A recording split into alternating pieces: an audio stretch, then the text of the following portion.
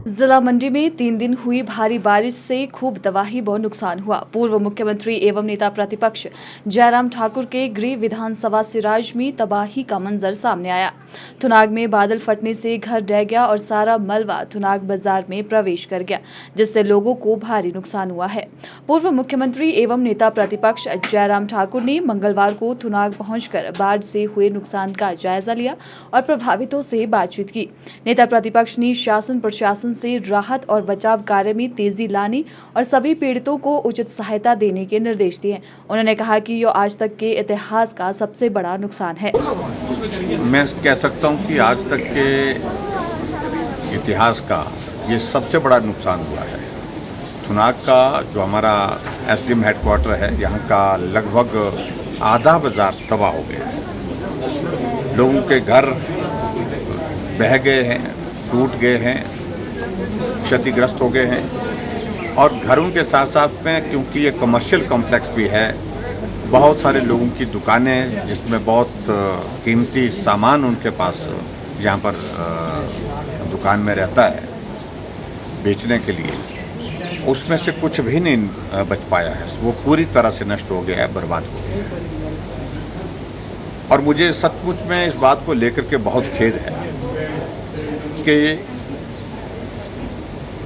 यहाँ थुनाग में ना एसडीएम है, पिछले 4 दिनों से एसडीएम यहाँ पर नहीं है, एक्शन पीडब्ल्यूडी यहाँ पर नहीं है, तहसीलदार यहाँ पर नहीं है और भगवान भरोसे छोड़ दिया इस तरह से, क्योंकि ये विधानसभा क्षेत्र जो है विपक्ष के नेता का विधानसभा क्षेत्र है। शायद इसी बात को लेकर मैंने मुख्यमंत्री जी से भी पहले बात की है कि सब कुछ मत करो बंद।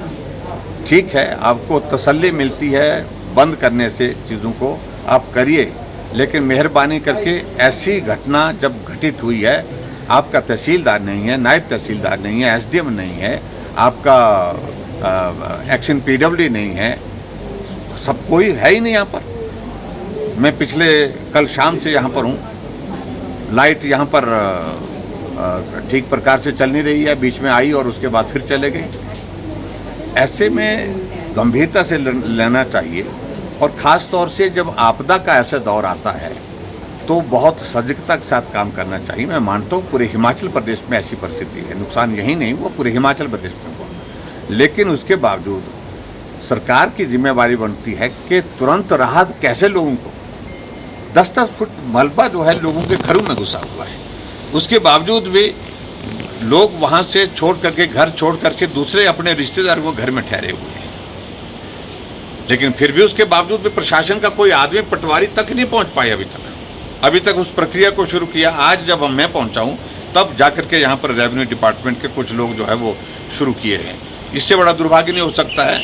और मुझे सिर्फ इतना ही कहना है कि फिलहाल मुख्यमंत्री जी से मैं इस बात के लिए आग्रह करता हूँ कि आप सरकार में हैं और सरकार में रहते हुए ये सबसे पहली जिम्मेवारी बनती है कि राहत कार्य युद्ध स्तर पर हो जब इस प्रकार की घटना होती है। हमने ऐसे दौर में से गुजर करके देखा है, लेकिन हमने रात को ही मशीनें लगा करके रास्ते खोल दिए। आज हजारों की संख्या में टूरिस्ट पूरे हिमाचल प्रदेश में अलग अलग जगह रुका पड़ा हुआ है, फंसा पड़ा हुआ है।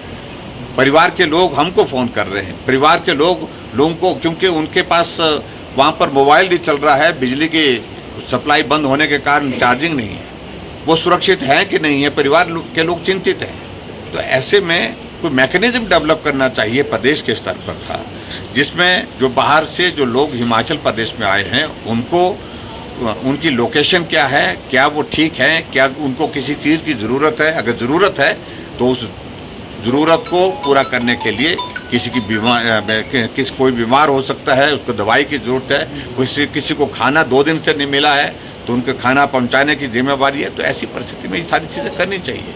लेकिन सचमुच में बहुत बड़ी निराशा है और यहाँ आने के बाद अपने क्षेत्र में यहाँ आकर के मैं तो सच कह रहा हूँ कि बहुत दुख हो रहा है कि बिल्कुल भगवान भरोसे छोड़ दिया गया है इस विधानसभा क्षेत्र।